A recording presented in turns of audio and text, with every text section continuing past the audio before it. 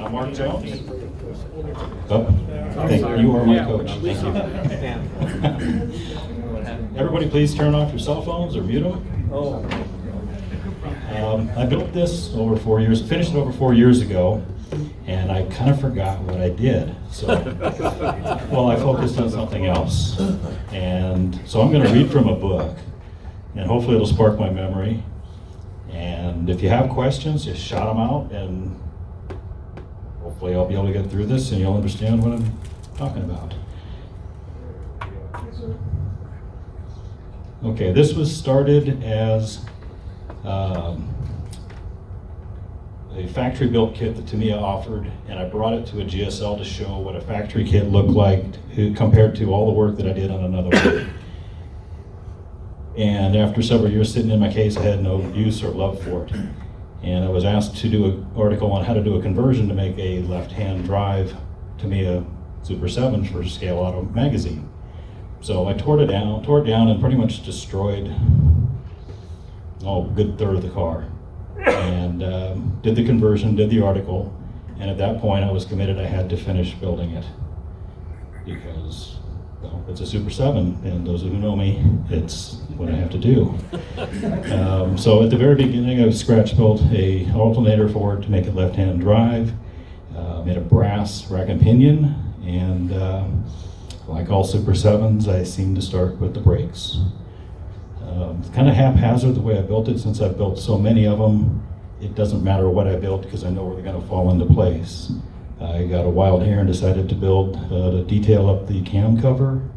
Then it was onto the suspension because it was there. I never cared for the front wings, as they're called. I like the cycle fender type myself over it, but I have so many of them, I thought maybe I should build one that has the wings. And that's when I decided to drill holes in them to make them different and make some vent screens as I've seen on real ones. And like I said, I jumped around a lot, so I made a dipstick. It's made out of brass. And there's, yeah, it's all brass. Then I went straight to the timing belt, apparently, and milled it out of a zip tie. It's kind of fun to mill nylon zip ties. The trick is to glue it to a piece of glass and put it in the freezer, and then put ice on the glass as you hold it down on the table and hope that you don't break anything. And you make 2 or 3 of them, and you get one. And to get them to fit to the shape of the cam cogs, I made up a little jig. Oh, I'm sorry, I'm not on the right page. There we go. Leftover slot car parts, and no, those are actually 1/164 scale Hot Wheel wheels, aftermarket wheels, screwed into a plexiglass plate with some clamps. Once I got it routed, I left it in the kitchen window for, I don't know, a month. And it pretty much kept its memory. And I was able to glue it together at the bottom where nobody can see it. The final assembly of the drive is in the middle at the top. And then I went back to painting up the scratch-built alternator. And right on to the distributor cap. Machined it out of resin and brass. And it looks like I made the little nipples on the top out of brass. The cap is resin. I used the kit oil pan and machined a bunch of bolts and fittings. I should have read this before I got here. This is kind of interesting. Did I do that? Is that giving you some ideas for a build? Yeah, this guy's not too bad. So here, yeah, that's the assembled engine. I see I made decals for the belt, and it looks like it's my birthday on the actual lettering for the part number. Never wanting to miss an opportunity to make money off of my models, I pitched an article to Scale Auto to fabricate a brass roof, which they said, go ahead, why not? It was back when it was really fun to write for Scale Auto. So I built a fiberglass roof out of brass. that's what I do. So it's pretty straightforward. You just cut out brass till it looks about right, hammer it out, solder it up, and for the rear window, I should have cut it out before I formed it, but I didn't think that far ahead, so I made a vinyl mask, and I used hydrochloric acid to cut the window out where the brass is exposed, and that gave me a nice clean hole. And then I did the same thing to make the inner frame too. Oh, clever. Then I soldered that into place, and I made it look like fiberglass on the inside by using an old Bounce fabric softener sheet. They work great. Don't use the new ones. Whatever stuff is in there doesn't work well. The oldest ones you can find are the best. And use a little bit of super glue. And oh man, this stuff kicks off so fast, makes great smoke. If you're allergic to the stuff, leave the room. The dog will leave by itself.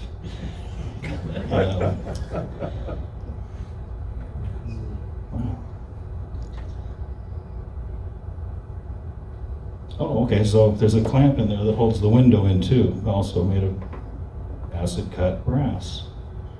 And the levers that hold it in are also done the same way. Apparently I was done with that project and went to the nose. And I cut, after you have a bunch of the same car for a while, you realize you gotta make them look a little different any way that you can. So,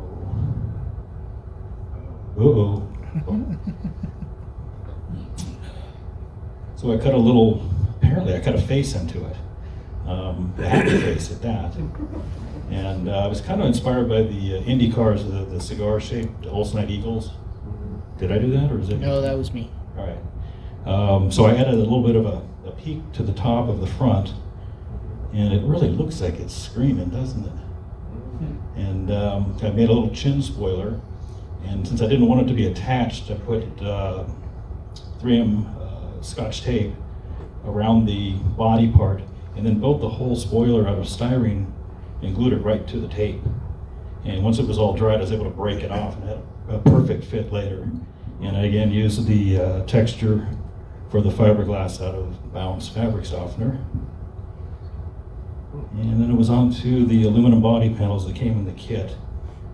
They were kind of bent and banged up from handling and traveling because it was just a display piece. And so they had to be massaged and cleaned up. They were painted white, just to me a primer white. And then I masked off, what did I do? Wow, I should remember this. Okay, I masked off what was going to be blue and painted it orange. And then I reversed the two colors so that as the paint built up, the orange and the blue were the same level. And then I did masking for the Gulf logo as well. I was doing that, and I used dark blue and black decals, letting the white that I saved from the white primer show through.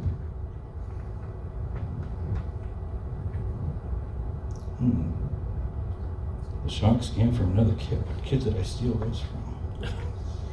I don't know. Beatnik Bandit.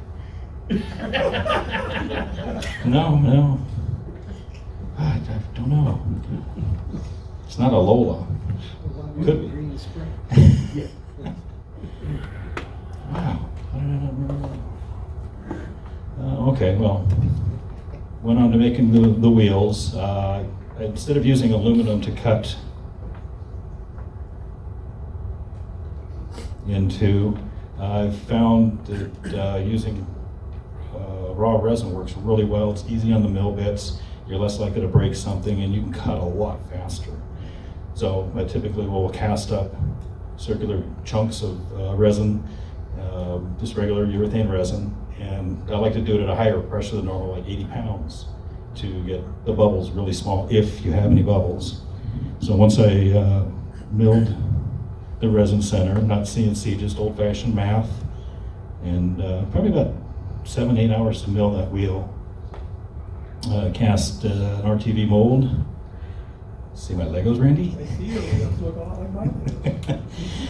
And I cast the centers and the outer rims on this one since I was going to paint them. I used this aluminum impregnated resin, and it works pretty much like any other resin, but it has aluminum in it. What's really neat about it is when you machine it, it looks like aluminum for some reason.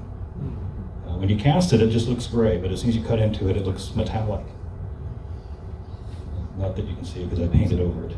The valve stems machined aluminum on my Shoreline mill and lathe. The main frame is the one that came in the kit, just cleaned up and painted.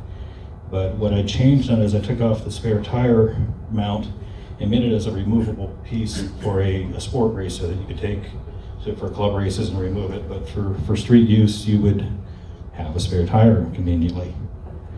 To do a hold down, I made a resin strap and some brass. I think I actually pilfered part of that from a Scale Motorsports seatbelt set. Oh, okay. And reused it. The strap is cloth tape colored with ink. The Sharpie, yeah. And I had an electrical plug for the license plate that plugs in because, well, you need a light so you don't get a ticket. Machined a brass lock bolt with steel throw to hold the spare tire to the car. There's a threaded brass. I think that was something repurposed from a railroad part. That's why it has the threads. The calipers were from what was left of the kit. I added decals, fittings, ball joints, fittings were added to the suspension. I fabricated the outer tie rod ends with adjusters that the kit just doesn't have. It looks kind of anemic without it. And I added a whole bunch of more machined aluminum hardware and fasteners. The rear differential was textured to look like a sand cast item, and all of the hardware that was included or molded on was cut off and replaced with machined aluminum parts. And it does have the little tag on it to tell whoever fills it to use the limited slip differential fluid, not the regular stuff. The transmission is the standard Herald that a Super 7 would have. Excuse me. The case was textured to be sand cast, and I did more machine detail stuff like any bolt that was on the kit, 86 and replaced with Before you go further, just remind us what you used to do the sand cast. Yeah, sand cast is really easy for me. I just use talcum powder. I understand it's been discontinued because of all the lawsuits for, not that anybody here would have that particular kind of cancer. But a big jar, or a big tub of the, I think it's shower to shower is what I use. My parts smell like lavender. You just mix it into the paint, probably in the neighborhood of 10% to 25%. Any paint works. You can use acrylic, you can use a lacquer, you can use an enamel. It doesn't really matter. The more you put in, the coarser it'll be, and it's as strong as the paint, if not stronger. So it's really easy to work with. It does gunk up your airbrush a little bit, but nothing that regular cleaning wouldn't take care of. I wouldn't run it through your super fine waters or things like that either. You do want something that can spray out, breathe pretty well. I use a Pache with a number 5 tip most of the time. Does that answer your question? Yeah. Okay. Then afterward, you can actually use the color that you want the sandcast part to be as your paint color, or just any color you want to use up and then paint over it. But let it dry after you texture it. And you can mask on it. You can do anything you want with it. It's pretty tough. So moving on with this, I fabricated a fuel filter in a bracket. And I believe that's the part number of the one that was sitting on the shelf in the garage at my house at the time. Fuel tank, the fuel, the electrical lines for the wires for the fuel sender for the gauge were added to it, and some other fittings. Then we moved to the trunk floor. That's normally an aluminum piece, and it looks really cool, but every one of my Super 7s has this aluminum trunk floor. And while it was the coolest thing at the beginning, Not that many of them, of my friends that have Super 7s, have an aluminum floor. They're almost all cheap plywood. So I used some thin, I think it's basswood plywood, and I used again the bounce paper towel, or bounce dryer sheets to make a fiberglass sealed trunk floor, just for something different. The rear fenders, I added some housings to them to give it more character, different character than the standard taillight that a Caterham have. But I went ahead and used the same rectangular taillight and set them into the housings. For the hood, I wanted to, again, change the look of the car a little bit. I bent up some thin sheet aluminum and epoxied it onto the hood and used CA as filler to make a fillet, and created that little feature that way. Then it was painted much like the side panels and masked off, painted blue, then masked off, painted orange. And you can see on the right-hand picture where the white is still showing through. Excuse me. And when I print decals, I can't get an orange that matches the color of paint that I wanted to use. So I had to paint everything orange for that reason. So it was just an added hurdle to overcome for this project.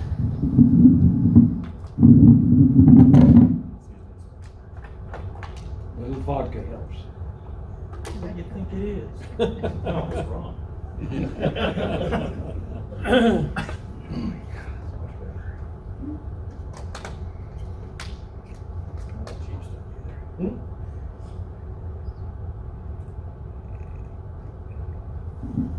That's better. I made a locking fuel cap of course, aluminum, and that has a rubber gasket, the seal, as you would have on a regular car.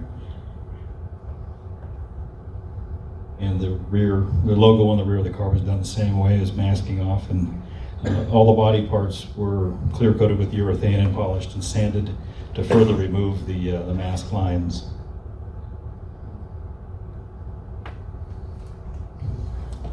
I added acrylic taillight bulbs. I turned them on the lathe, and the rear fenders were done same basic process of painting blue and orange and clear coating. The padded edge that's typical on these cars, I just used some of the thick vinyl tubing you find in most Tamiya motorcycle kits, sliced it down one side and wrapped it around. It needed a backup light to be truly legal. That was machined from aluminum, and another acrylic light bulb. They're not real light bulbs, of course. The lens was sourced from the spare parts box, and I used the lens to determine the size of the recess to cut into the housing. The kid seat belt, that's not the kid seat. Okay, that was from a different Super 7, from a racing version. I cut out the center portion and drilled a bunch of holes, give it kind of an aircraft look. And then I cut vinyl seat covers, and on the back of them I found this Kleenex product that had just the right texture to look like the I don't know what the stuff is called, the matting, I guess it is, on the back set. Yeah. And so I knew I couldn't see it when it was done, but I went ahead and made one just to see, because it looked so cool. So I decided the best thing to do was throw one in the trunk and only put one on the car. And then I used bare metal foil to make the aluminum finish. To make the seat belts, I photo etched out of brass. What I did is I cut on my plotter vinyl and made a resist, and then used basic hydrochloric acid to cut out the pieces. And then you have to do a bit of hand finishing on top of that. Since they don't come out quite as nice as a real photo etched piece that you would buy, they look better when they're painted. You can hide a lot with a little bit of primer and different colors. Since it's been converted to left-hand drive, it was easier just to fabricate a dashboard than to try to repurpose the original one. So sheet styrene, I'm sorry, I didn't, you guys are supposed to be helping me here. At least a couple of you. I'm talking to you, Jim. Just keep on trucking. That one's on Brian. So those are the finished buckles there up at the upper left. Scratch built styrene dashboard. Pretty straightforward stuff on the dash. The gauges were machined, the bodies are machined out of aluminum, mostly done with the mill. And the needles for the gauges were made on my plotter out of Mylar. And you've got to make a lot more than you're going to use because they just don't come out that well and they disappear really fast. You think photo etch flies? This stuff has it down, yeah, beats it by a mile. Funny part, I just found the leftover ones for this car about 3 months ago. Like I could use them. The lenses were cut out of, what did I use for these? These were done with styrene. I tried acrylic before. It was too much work to get it to look thin. So this is 10,000 styrene. I made decals for the gauge faces and then used small wire to support the needles above the face of the gauges. And then I even made a little reset knob for the trip odometer. And it does turn, at least it used to. The odometer turns? No, the knob. Come on, don't be silly. Guess what? It doesn't How many change. miles are on it now? When you move the knob, the numbers don't change. Slacker. Jeez. All right. I also machined the aluminum switches, buttons, and such for it. Almost all the aluminum parts I do, I use 6061 T6 aluminum, pretty much run-of-the-mill stuff. You can buy it by the pound. I think last time it was only about $4 or $5 a pound. It's been about 5 years. I'm afraid it's probably a lot more. Even at $12 a pound, you get so much out of the stuff. It's still cheap in comparison to, or for the return. I used Scale Motorsports carbon fiber decal for the dashboard, and then tinted it with smoke in clear blue, and then clear coated that and buffed it out. The master cylinder is made out of resin. The reservoir is resin. The rest of it is brass and aluminum. And it was textured with talc, even though it's machined. It should be a cast part, so that's how you get it to look like a cast part. That's neat.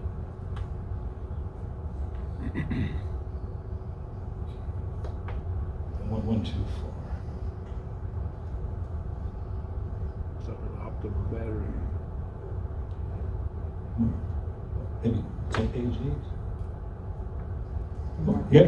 Look at your audience. Thank you. Well, I won't know what I'm reading. Okay, so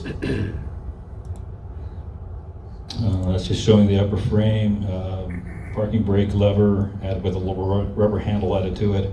The Optima battery was made from brass tubing, just standard brass tubing, and then I milled resin as a receiver, so to speak, for the top and the bottom for it to fit together. The terminal tabs are done with sheet styrene, and the details were done with vinyl that I cut on my plotter for the positive, negative, and other little goodies. The terminal cables are the red and black beefy parts are brass that have been shaped, brass tubing that have been shaped, hammered, and fitted with aluminum terminal bolts. And then the wire is just out of my box of wire that was the right gauge for it. I made custom decals for it and painted it up appropriately. I did go to the effort of making the top terminals, which I'm not using the correct 2 different sizes, because you could actually see them without the terminals on it, or the cables on it. For the ignition, I designed Mallory High Fire 6 ignition box, which I've come to find out is a very poor product in real life, but it looks really cool. And I was going for looks. Did the same thing with a Mallory ProMaster coil, and had my friend Kevin at Fractional print them for me. That's the picture on the right as they came from him. And the lower corner, they've been painted appropriately. Let's see, the next is the oil tank, machine aluminum oil tank parts, pretty straightforward stuff for a sump system. Oh, this one received a brake bias proportioning valve as well on the master cylinder. I forgot about that. For the exhaust, I made a muffler. The heat shield was made first because it was made out of brass tubing, and that dictated the size of the muffler to fit inside of it. And I turned that out of aluminum and then acid etched the DC logo into it. That is the right page, okay. The rest of the pipe was done out of brass tubing, bent and soldered and filed and shaped. The mounting flanges were milled aluminum. Okay. And of course, there's a cork gasket. Wow, that wouldn't last. That should be better material. I was cutting corners on this thing. Okay, so I used the kit header. Reworked it with a lot of machine parts. It had been modified as well to have the steering shaft fit between the tubes, so it would made up to the rack and pinion without bending. I was surprised at how easily that part of the conversion actually worked.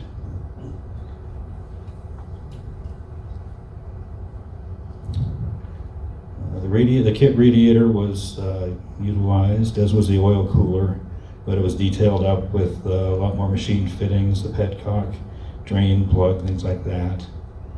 I built up a support frame out of sheets, just styrene stock, and used a PE screen for a rock shield, and later a Gulf logo was cut out on the plotter and airbrushed onto it.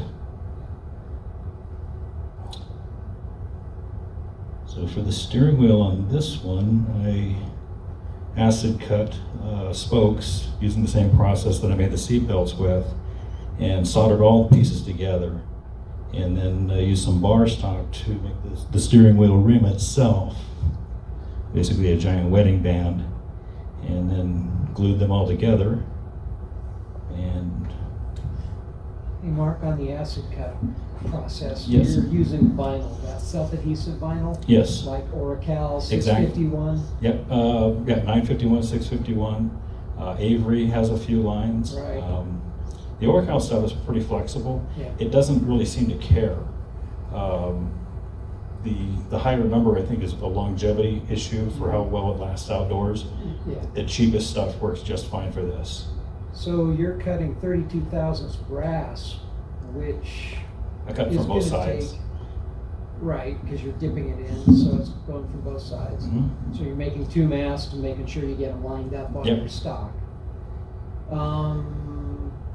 Okay, Okay, and so the to- Oracal adhesive doesn't mind the acid for that long? Amazingly, no. Okay. But the biggest problem that you have is the acid doesn't shoot straight through. It actually shoots at an angle. As it burns in, it Yeah. also burns under your It mask. undercuts. Yes, Right, right. so you need to do your artwork, you have to factor into your artwork enough that you're gonna finish it off, because it's gonna cut more than you want. You have to, Right. and then for registration, I found the easiest trick is to cut your piece of stock, figure out what you're gonna make, what'll it fit on a piece of strip stock, and cut that piece to be an exact size, 1 3/4 inches, 2 inches. Do your artwork in that same rectangle, and that way you just take it, after you pull it off the plotter, you put it right onto your rectangle and it registers perfectly. Okay, Because you don't have the luxury of a light table to see through brass and stuff. and so you, because of that undercut of the chemical milling, you come back and square it up, like with a file or? Yeah, reverse most of the time file? I just use jewelry files. Yeah. Occasionally the part allows it to be fixtured and cut on the mill or something. 99% of the time it's just handwork. Mhm. Emery cloth works just fine. It's one of those things that you do it a couple times, all of a sudden you figure out how to do it in the shortcuts. It's not rocket science, Right. but it will ruin the bathroom mirror. It'll eat the fumes will actually eat the glazing off the back of the mirror. It's a shop bathroom, it doesn't matter.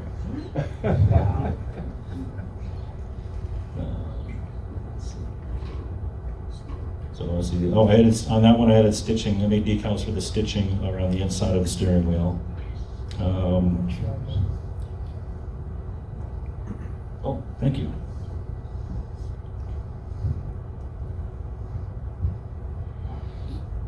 Yes.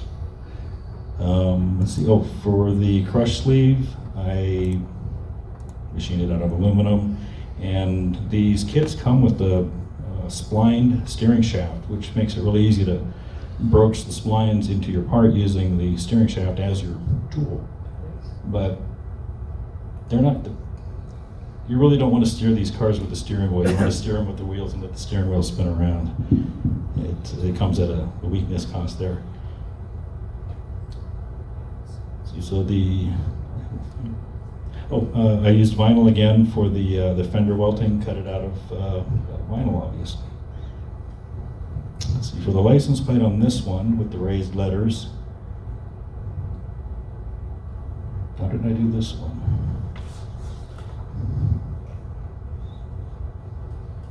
Oh, okay, I remember now. It's just a brass piece with holes drilled in it. Then I used the plotter to cut out the lettering Gulf 7. In California, the script license plate is not raised, it's just flat.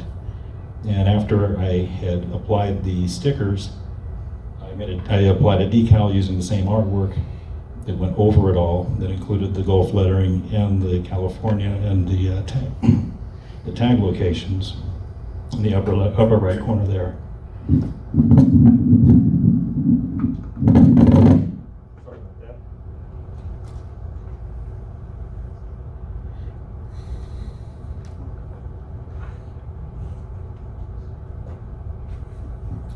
And for the actual tags, I just use the leftover tags I get from the DMV for all my cars and pick the right year. And then I make a decal for the lettering on top of it. The frame was made from resin, and this is the back side of it. Again, milling with the resin is so much easier than aluminum, and every time my resin's about to age out, I just cast a whole bunch of blank stuff. So I have this raw stock to work from. The Weber carbs came in the kit, and like a lot of the other pieces, I shaved off all of the details, all the mounting hardware, and replaced them with the machine parts that I like to make, that I'm addicted to making. Made a fuel pressure regulator for it. This car had so many kind of a mismatch of old school parts and modern parts. I thought that old school regulator worked just fine for those Webers. And it's the same type that I used to have on one of my cars, and it's laying around in the garage absolutely useless, but felt like it got a new life when I use it for reference. I made foam styled air cleaners out of more resin and used the texturing of the with the talc to create that look.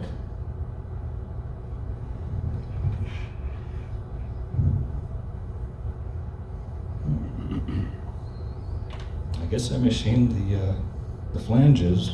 Should we be on the next page? Probably. Yeah. No, went back. No, I went past. Go to the fun stuff. Here's the air cleaners. More. There they are. Don't trust me with this thing. Stay. There you go. The clicker must be Lucas. So's my water. So I apparently I don't remember making those parts for this one, but there they are. I made hex head worm drive hose clamps for the fuel lines on this one. It was the first time I did that, and I was able to learn some tricks to make them even better for future projects and more consistent even. So every time I do something, even if it's boring, if I learn a way to make it better, I feel like I've won the round. It's a mechanical water temperature sender, little spring wound around it to protect the line from kinking.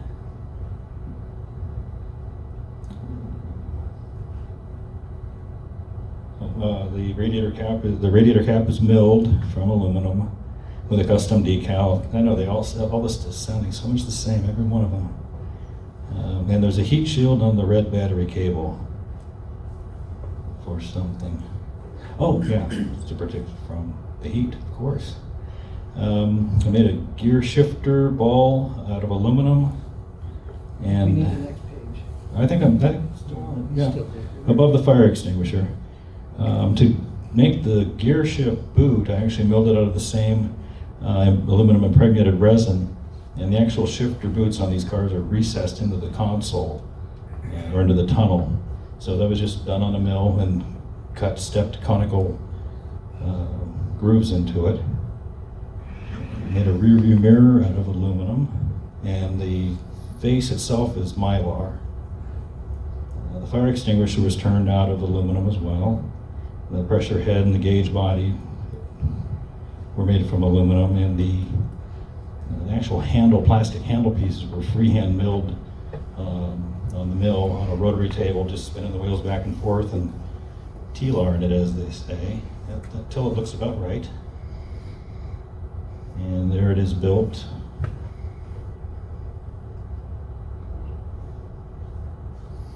There we go. And it's only about an inch and a quarter tall, and it has a needle on a pin like the gauges, and it has a little safety pin and a little wire and everything. I had one car as a kid. My first car burned up, didn't have a fire extinguisher. So all my cars now get fire extinguishers, models or real ones. If you've wondered what my fascination with putting fire extinguishers in my models are. Made little clamps for the back to hold it. And at this point, I think the model was getting pretty much done, and I wasn't done building it. So I decided to make a jack. So I've already done a scissor jack, so I thought I would do a screw type jack, a bottle jack. And this one was milled from resin with a little bit of brass and aluminum. And I think it is. It's a Binford again. Yep. And made a little tire iron. I do entertain myself sometimes.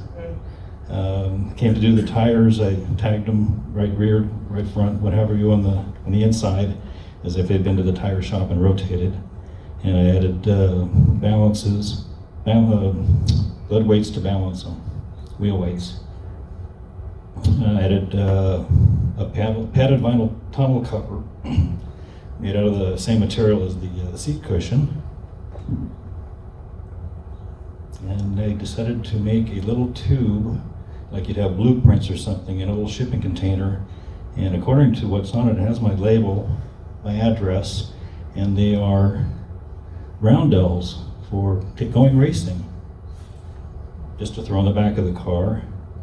The little dog bone things are the hood restraints, kind of like on a Jeep. They're also cut out of vinyl, so they're flexible and actually are functional. I made a cloisonné badge. Keep putting the wrong thing. For the hood, or the nose, I should say, the badge is done as look like a cloisonné. Basically milled aluminum with a recess in it, put a decal in it that I made, and then filled it with urethane resin until it domed over and just let it dry for a few days. The interior of the nose has probably more hardware and details in it than the outside, and barely visible when it's on the car, not even visible when it's on the car, like a lot of things. I even added the inner reinforcements on the hood, because these things are so thin, if you were to actually cinch them down, they would just crush the real car as well. And since I've made so many other little chunky little things, I made a crate.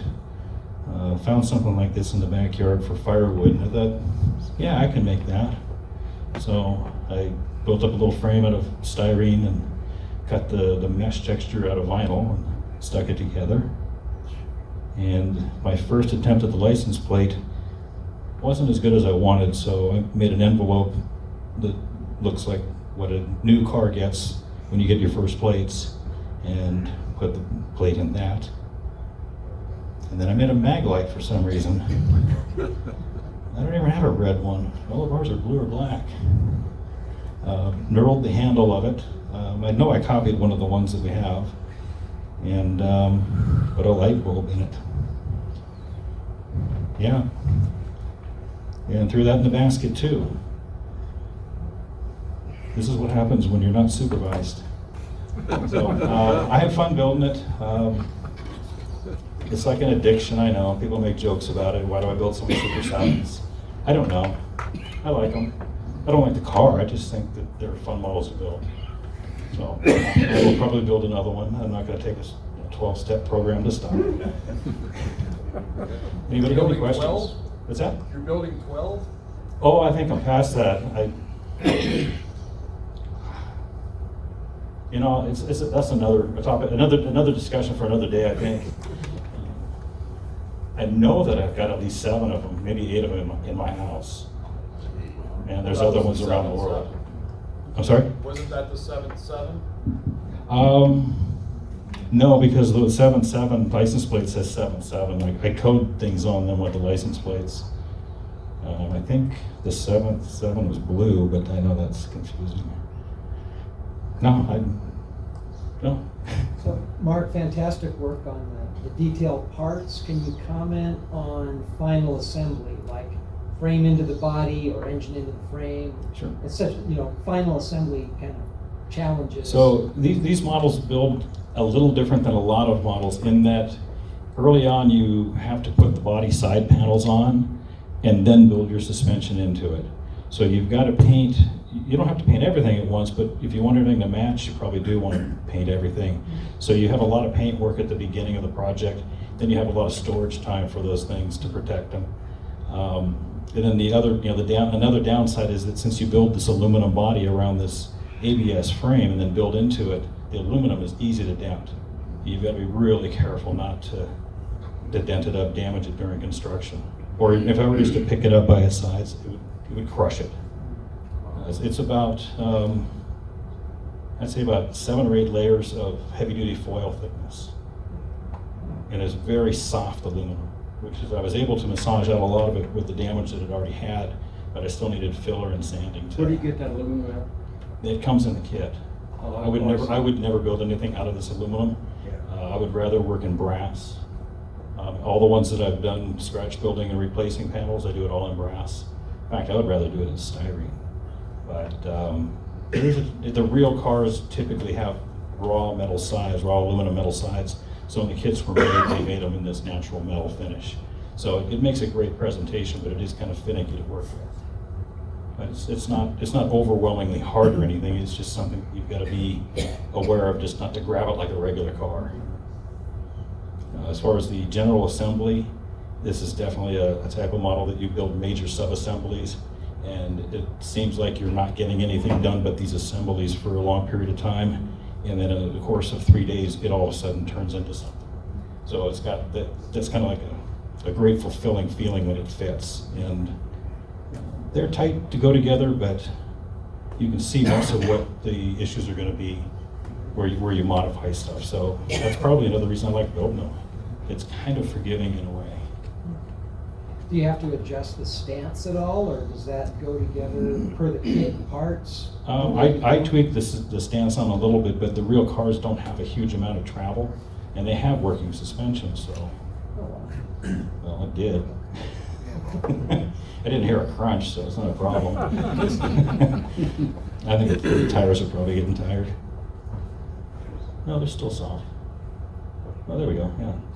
But there's not the whole suspension travels between 1/8 and 1/4 inch.